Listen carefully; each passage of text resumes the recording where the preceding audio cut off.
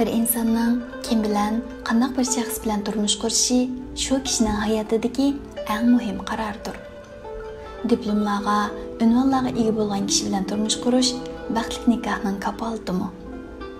Yuqori o'qish tarixiga ega bo'lganlik uchunlar to'y qilishni tanlash qanchalik to'g'ri? Siz turmush qurmoqchi bo'lgan shaxsning injener, doktor va yoki boy bo'lishdimi bakrak hayotida muhim bilgan qimmat qarashlarga, nimalarni yashab, nimalarni yoshdaganligiga diqqat qiling.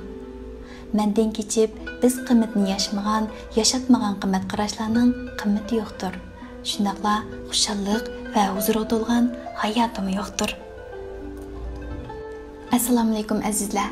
Sizlar bilan kishilik, millat, shaxsiy turmush va madaniyatda eng muhim bo'lgan oila masalasi to'g'riliq oydinlik bergan ikki kitobni tavsiya qilib keldim. Birinchisi Türk psixolog va akademik bo'lgan Doğan Cücel o'g'lining Evlenmeden önce degan kitobi. O kitoblarni mundoq boshlaydi. Nikoh bir gul do'konga o'xshaydi. O sizga o'xshamagan fursatlarni sunadi. Gullardan qanday dast tizish sizning ixtiyorligingizdir.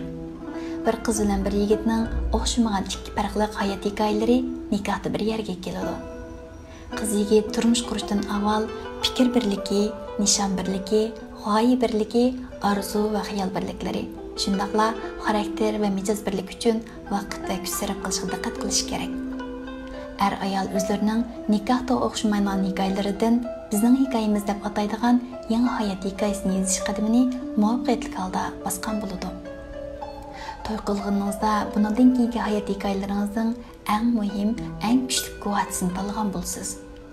Bularga qattiq diqqat qilishingiz siz uchun muhim bir pishib yetilish bosqichi hisoblanadi. To'y qilishdan ilgari kelgusidagi juftligingiz bilan o'rtoqlashgan qimmat qarashingizni va qimmat qarashlarini bilish sizning muhim ishingiz bo'lishi kerak. Siz birlikda bir-biringlarni yashash uchun to'y qilyapsizlar. Agar har ikkinglar bu nikohda haqiqiy o'zingiz bo'lib, mendan biz bo'lishga alayli ko'ngil bo'lsangiz, baxt yo'lingiz ochiq demakdir. Qimmat qarashinglar moslashishi kerak. Nikoh safaringizni boshlaganda birdan bir sarmoyangiz bo'lgan ishonch va muhabbatingiz aziyib yo'qolib ketishimi yoki kuchayib, kuchlanib taraqqiy qilishi mumkin. Siz qurgan bu munosabatni va qabul qilib, zimmangizga yuklangan mas'uliyatlarni farq etib, uni voyaga yetkazib, yashashingiz va yashatishingiz kerak. Mas'uliyatchan vafodor bir ayolga hurmat nazari bilan qaraydigan, turmush hayotida xonimini xizmatchi, o'zini bo'lsa shah o'rnida qo'ymaydigan erkaklarni yetishib chiqmoqcha, jamiyat bizga yaxshi dada va esil erkaklarni, jo'rlarni bermasdan ikki yuzlimchi erlarni taqdim qiladi. Sizlarga tavsiya qilmoqchi bo'lgan ikkinchi kitobim bo'lsa, Abdushukur Muhammad Aminning Oila nomli kitobi. Bu kitob shu so'zlar bilan boshlaydi. Hammaga ma'lumki, oila bilan kishilik, oila bilan millat intayin yaqin bir juft madaniy hukm.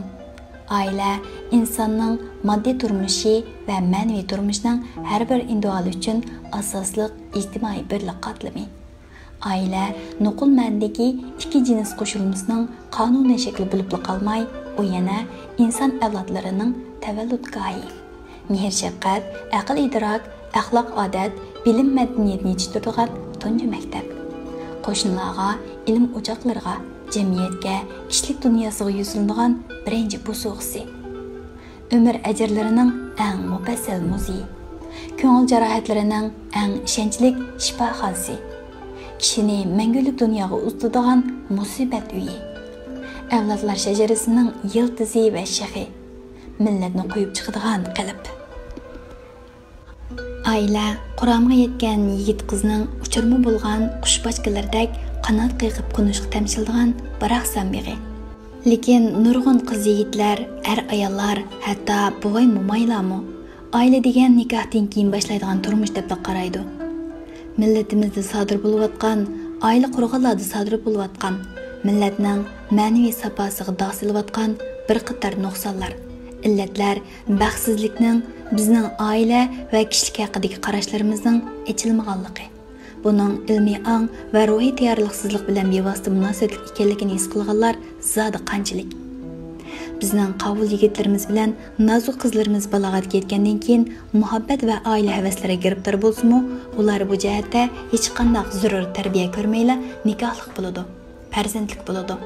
Ular turmush safarida tezla kutilmagan ziddiyatlarga duch kelib, shamolda dumilgan qamqoqdek tamtiraydi. Bo'hron va fajialarga yo'l qo'ydi. Bu o'ngsizliklar ular orqali farzandlarga, ularning do'stlariga, butun jamiyatga kuchli ma'naviy larz, hatto ruhiy bulg'unish ilib keladi. Yillar, asrlar jarayonida bu illat, bu bulg'unishlar millatning ma'naviy qiyofati, jismoniy saposi, madaniyat an'anasi va turmush odatiga eg'ir, hatto aloq qilg'uchi ta'sir ko'rsatadi. Qadrli to'rdoshlar, oila va kishilik turmush naqadar muhim ilm, amaliy, tarixiy tema. U bir ulpat, suhbatlashidi. U bir aynak, ichib ko'rsatadi. U bir chiroq, nazarni yiroq yetaklaydi. U bir dora, kishiga shifoliq baxsh etadi. O'qituvchi bilan ona, maktab bilan oila mana bu millat sabosining haqiqiy qalbi. Ailadan aileler sistemasi, jamiyat, insonlar turkumi, millat turiladi, o'sib yetiladi.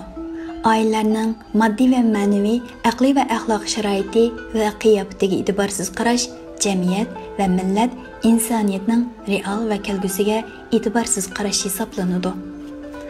Aile angi aile to'g'risidagi yetakchi tushuncha ustida davomli yangi muhokamalar elib berishimizni, uni olimlarning kitob ishkobidan ozod qilib, butun oilalargacha umumlashtirishimizni taqozo qiladi.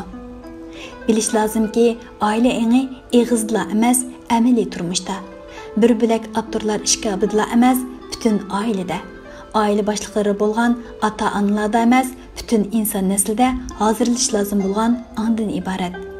Uni havola qilg'ili boshqa kishi uchun vakolat qilg'il bo'lmaydi. Mashhur tatar olimi Rizauddin ibn Faxruddin aytganidek, nodonlikning negizi bilan kamolatning qanoti oilada. Millatni ko'tarib turgan narsa askar va boshqa narsalar bo'lmasdan oiladan iborat deydi. Men bu ikki kitobni turmush qurishdan avvalgi qiz o'g'illarimizga tavsiya qilaman.